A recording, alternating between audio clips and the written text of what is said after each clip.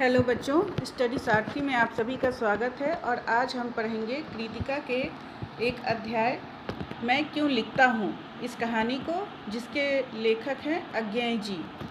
तो चलिए शुरू करते हैं। इस कहानी को हम लाइन बाय लाइन पढ़ेंगे और इसका अच्छे से अर्थ समझेंगे कि इसमें अज्ञेय जी ने क्या बातें बताई हैं, किस बारे में चर्चा की है।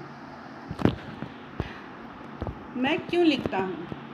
जैसा कि इसके शीर्षक से स्पष्ट है, अज्ञेय जी ने इसमें अपने मन की बातों को लिखा है कि वे लेखनी का काम क्यों करते हैं, क्यों उनका मन करता है कुछ भी लिखने को, अपने कलम से कागज़ पर अपने मन की बातों को उतारने को क्यों उनका मन करता है, क्या परिस्थितियाँ होती हैं, उनके मन में क्या कुछ चल रहा होता है, वो क्यों लिखते हैं, इस बारे में उन्होंने चर्चा की है।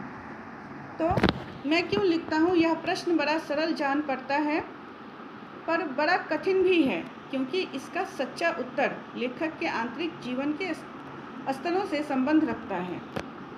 इसमें लेखक यह बताते हैं कि वह क्यों लिखते हैं। यह प्रश्न ऐसा लगता है जैसे बहुत सरल है सुनने में, लेकिन यह कठिन भी है, बड़ा कठिन है, क्योंकि यह इसका जो सही में उत्तर है वह लेखक के आंतरिक जीवन के स्तरों से संबंध रखता है। मतलब उनके भीतर के ज़िंदगी से इसका संबंध है, इस लेखनी का संबंध है।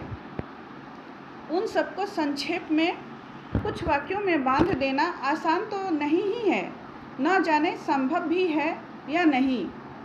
अब ये जो सारी चीज़ें हैं, उनके आंतरिक जीवन की, अंदर के मन की जो उनकी बातें हैं, व्यथा हैं, खुशी है, गम है, जो भी है उनकी बातें हैं, उन सारी बातों को शब्दों में और फिर वाक्यों में बांध देना आसान तो नहीं होता है, और पता नहीं संभव भी है कि नहीं, क्योंकि बातें अनगिनत हैं, कहानियाँ अनगिनत हैं। मन में चलती हुई जो यह एक अंदर तूफान है बातों का, वह बहुत बड़ा है। उसको बांधना संभव है भी या नहीं, ये लेखक भी नहीं जानते। इतना ही किया जा सकता है कि उनमें से कुछ का स्पर्श किया जाए, विशेष रूप से ऐसों का जिन्हें जानना दूसरों के लिए उपयोगी हो सकता है।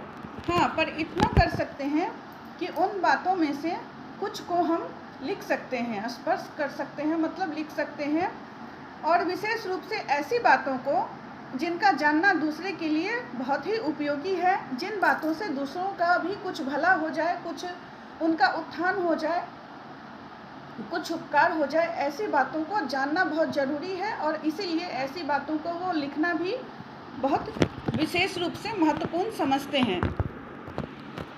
एक उत्तर तो यह है कि मैं इसलिए लिखता हूँ कि स्वयं जानना चाहता हूँ कि क्यों लिखता हूँ। लिखे बिना इस प्रश्न का उत्तर नहीं मिल सकता है। लेखक कहते हैं कि इसका मैं क्यों लिखता हूँ, इसका एक उत्तर यह भी है कि मैं इसलिए लिखता हूँ क्योंकि मैं स्वयं यह जानने की कोशिश करता हूँ कि मैं क्यों लिखता हूँ। मतलब मुझ में जो लेखनी की जो यह आभा छिटकती है, मतलब लेखनी के बारे में जो ये मेरे मन में आता है कि मैं कुछ लिखूँ, अपने अंदर की बातों को कागज़ पे उतारूँ, उनको एक रूप दूँ, तो मैं इसलिए भी लिखता हूँ कि मैं लिखना चाहता हूँ, मैं स्वयं जानना चाहता हूँ कि मेरे मन में जो लिखने की भावना है वह क्यों जगती है। और बिना लिखे इस प्रश्न का उत्तर भी नहीं मिल सकता है। मैं यह जान नहीं पाऊँगा कि मैं क्यों लिखना चाहता हूँ बिना लिखे हुए। जब मैं कुछ लिखूँगा तभी इस प्रश्न का उत्तर मुझे भी प्राप्त होगा कि मैं क्यों लिखना चाहता हूँ। वास्तव में सच्चा उत्तर यही है, और यही इसका सच्चा उत्तर भी है। लिखकर ही लेखक उस आभ्यंतर व्यवस्था को पहचानता है, जिसके कारण उसने लिखा, और लिखकर ही वह उससे मुक्त हो जाता है। लिखकर ही लेखक जो है वह अपने भीतर जो चल रही होती है भावनाएं, जो बवंडर चल रहा होता है, एक उसको जो व्यवस्थाएं चल रही होती हैं, जो मन में ऐसी कुछ बातें हैं जिनको वह कह करके, दूसरों से शेयर करके, मौखिक रूप से कह करके वह अपने मन को संतुष्टि नहीं दे सकते हैं, तो उनके मन को तसल्ली नहीं होगी अगर वह किसी से कह दें। और कुछ बातें ऐसी भी होती हैं जिनसे दूसरों से मौखिक रूप से कहा भी नहीं जाता है। तो ऐसी बातों को, ऐसे अंदर की जो व्यवस्था है यह इन बातों की उनको शब्दों में और फिर वाक्यों में बांध कर ही, कागज़ पर उतार कर ही अपने मन को संतुष्टि मिल सकती है। तो इसीलिए जो है वह लिखना चाहते हैं और इसलिए वह लिखते हैं। तो वो क्यों लिखना चाहते हैं, क्यों लिखते हैं, इसका एक उत्तर यह भी है कि वह अंदर की व्यवस्था को कागज़ पर उतार करके अपने वह मुक्त हो जाते हैं, उनको एक तसल्ली, संतुष्टि मिलती है। मैं भी उस आंतरिक व्यवस्था से मुक्ति पाने के लिए तटस्थ होकर उसे देखने और पहचान लेने के लिए लिखता हूँ। तो यही बात इन्होंने अभी भी कही है, अभी भी लिखी है अज्ञेय जी ने, कि वो इसलिए भी लिखते हैं क्योंकि वह आंतरिक व्यवस्था से मुक्ति पाना चाहते हैं। उनके मन में जो भी बातें चल रही होती हैं उनको लिख करके वह मुक्त हो जाते हैं। ऐसा लगता है कि किसी से उन्होंने शेयर कर ली हो, तो इसलिए उसको कलम के जरिए वह कागज़ पर उतारते हैं, लेखनी का रूप देते हैं और अपने अंदर की जो उनकी छटपटाहट है, एक व्यवस्था है, उससे वह मुक्त हो जाते हैं। और फिर उसको देख करके उनको अच्छा लगता है। अपने मन की बातों को कागज़ पर उड़ेलने के बाद, लिखने के बाद, उसको पढ़ करके, देख करके फिर वो पहचान पाते हैं कि उनके मन में ये भावनाएं क्यों चल रही हैं, क्या कारण हो सकता है इसका। तो मन के अंदर की व्यवस्था को कागज़ पर लिख करके उनको सुकून मिलता है, उनको संतुष्टि मिलती है और उसको वो देख सकते हैं, बार बार पढ़ सकते हैं। तो इसलिए भी वो लिखते हैं। मेरा विश्वास है कि सभी कृतिकार, क्योंकि सभी लेखक कृतिकार नहीं होते ना, उनका सब लेखन ही कृति होता है। सभी कृतिकार इसलिए लिखते हैं। और वे अज्ञेय जी ये भी मानते हैं, उनको ये भी विश्वास है कि जितने भी रचनाकार हैं, कृति का मतलब रचना होता है, लेखनी होती है, जितने भी कृतिकार हैं, जितने भी रचनाकार हैं, वे इसलिए रचते हैं, इसलिए बातों को रचते हैं कागज़ पर, इसलिए लिखते हैं क्योंकि वे सब भी एक तरह से, ज़रूरी नहीं है कि रचनाकार ही हो, कोई लेखक विशेष रूप से लेखक ही हो, ऐसा कोई ज़रूरी नहीं है। वे सब उन बातों को लिखने के बाद, उस एक रचना को बनाने के बाद, कागज़ पे उन बातों को लिखने के बाद खुद ही रचनाकार हो जाते हैं, खुद ही कृतिकार हो जाते हैं। इसीलिए बहुत सारे लोग बहुत सारी बातों को, जिनसे वो दूसरे को नहीं कह सकते हैं, उनके मन के अंदर एक व्यवस्था होती है, उसको कागज़ पर लिख करके एक रचना का रूप देते हैं और कृति करते हैं, कृतिकार बन जाते हैं। मतलब कृति करके, रचना करके वह कृतिकार बन जाते हैं। यह ठीक है कि कुछ ख्याति मिल जाने के बाद कुछ बाहर की व्यवस्था से भी लिखा जाता है, संपादकों के आग्रह से, प्रकाशक के तकाजे से, आर्थिक आवश्यकता से। हाँ, आगे अज्ञेय जी यह लिखते हैं कि ये भी सही है कि कुछ जो रचनाएं होती हैं, बाहर की व्यवस्था से भी लोग कुछ रचना करते हैं, जैसे कि संपादकों के आग्रह से, जैसे कि प्रेषक वगैरह जो होते हैं वह बोलते हैं कि आप लिखिए, लेखकों को बोलते हैं कि आप रचना करिए, आप लिखिए, और उनके आग्रह से भी वह मतलब बाहरी व्यवस्था ही है ये।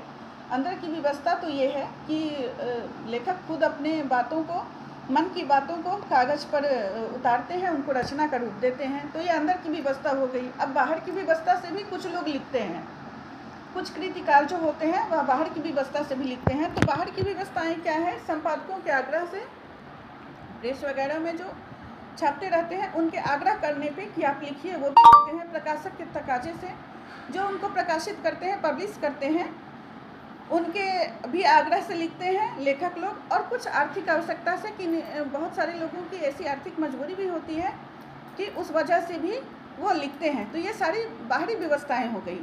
और अंदर की व्यवस्था तो लेखक ने पहले ही बता दी हैं कि अंदर की व्यवस्थाएं क्या है। बहुत सारी भावनाएं जो मन में चलती रहती हैं, वो उनको कागज़ पर रचना का रूप देते हैं, अपने मन की बातों को लिखते हैं और इससे उनको तसल्ली मिलती है, क्योंकि कागज़ पर जो बातें वो लिख देते हैं वह बार बार वे उनको पढ़ सकते हैं, बार बार उसको समझ सकते हैं, बार बार दोहरा सकते हैं। और दूसरी व्यवस्था जो है वह बाहरी व्यवस्था है, जैसे कि संपादक के आग्रह से, प्रकाशक के तकाजे से, मतलब प्रकाशक के रिक्वेस्ट पर लिखते हैं, कुछ आर्थिक वजह से भी लिखते हैं। पर एक तो कृतिकार हमेशा अपने सन्मुख ईमानदारी से यह भेद बनाए रखता है कि कौन सी कृति भीतरी प्रेरणा का फल है, कौन सा लेखन बाहरी दबाव का। दूसरे यह भी होता है कि बाहर का दबाव वास्तव में दबाव नहीं रहता, वह मानो भीतरी उन्मेष का निमित्त बन जाता है। अब यहाँ पर लेखक यह बता रहे हैं कि ये तो भीतरी और बाहरी व्यवस्था की बात हो गई कि वे क्यों लिखते हैं, क्या कारण है लिखने का।